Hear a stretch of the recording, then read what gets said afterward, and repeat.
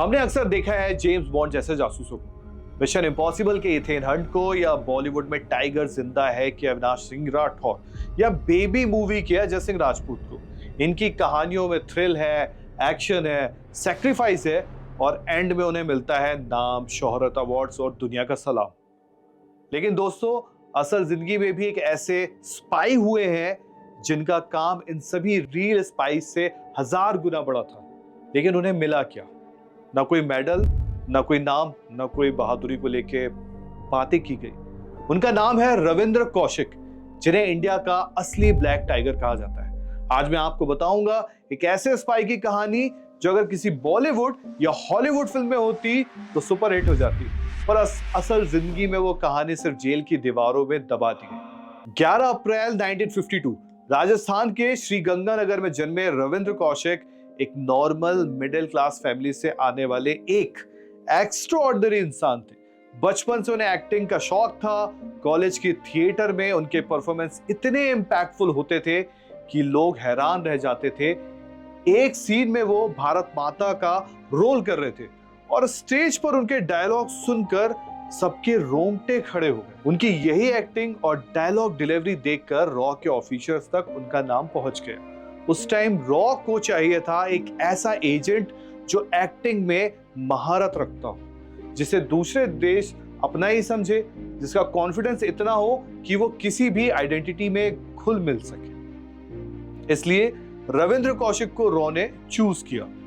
उनका ट्रेनिंग शुरू हुआ, एक ऐसा ट्रेनिंग जिसमें उनकी पूरी पहचान मिटा दी। हिंदू से मुस्लिम बना दिया गया। उनके खाने, बोलने, चलने का तरीका, नमाज, कुरान, उर्दू, पंजाबी डायलेक्ट सब कुछ सिखाया गया।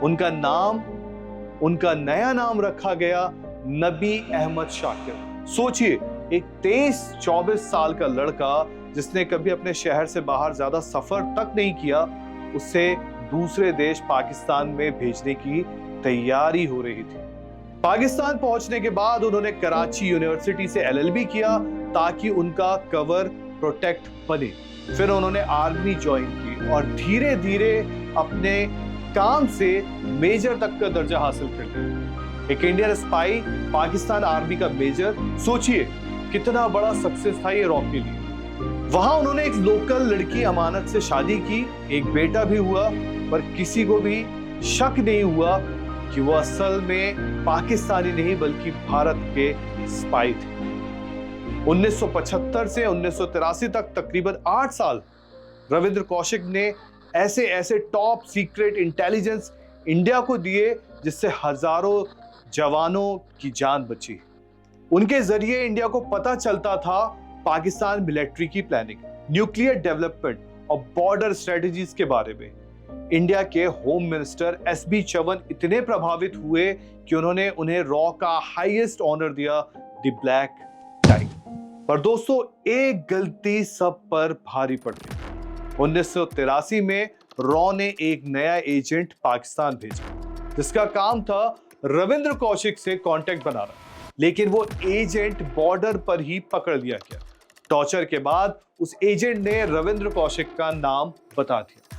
उसके बाद पाकिस्तान की ISI ने रविंद्र कौशिक को गिरफ्तार कर लिया। उनके ऊपर 2 साल तक ज्यादा से ज्यादा टॉर्चर किया गया। उनकी हड्डियां तोड़ दी गई, उन्हें मेंटली ब्रेक करने की हर कोशिश की गई। फिर उन्हें जिंदगी भर के लिए मुल्तान सेंट्रल जेल में डाल दिया गया। वहां उन्होंने एक चिट्ठी लिखी अपने फैमिली को, जिसमें लिखा था, क्या भारत जैसे बड़े देश के लिए कुर्बानी देने वालों को यही मिलता है? सोचिए, एक इंसान जो इंडिया के लिए अपनी पूरी जिंदगी दान कर चुका था, उसे ना वापस बुलाया गया, ना उसकी रिलीज की कोई डिप्लोमेटिक अटेम्प्ट हुई, ना उसके डेथ के बाद उनकी बॉडी मंगवाई गई।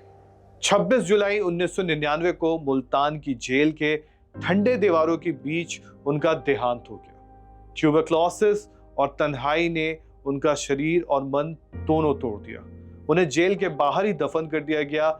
आज तक उनकी कब्र पर ना कोई झंडा है, ना उनका नाम, ना भारत सरकार का कोई बोर्ड। दोस्तों, सवाल ये उठता है कि एक देश जहां फिल्मों के रियल लाइफ जासूसों को हीरो माना जाता है, वहां असली हीरोज को क्यों भूल जाते हैं एक ऐसे हीरो जिसका काम किसी जेम्स बॉन्ड से कम नहीं था, जिनकी डेडिकेशन किसी भी आर्मी जनरल से बड़ी थी, उसके लिए एक भी मेमोरियल नहीं।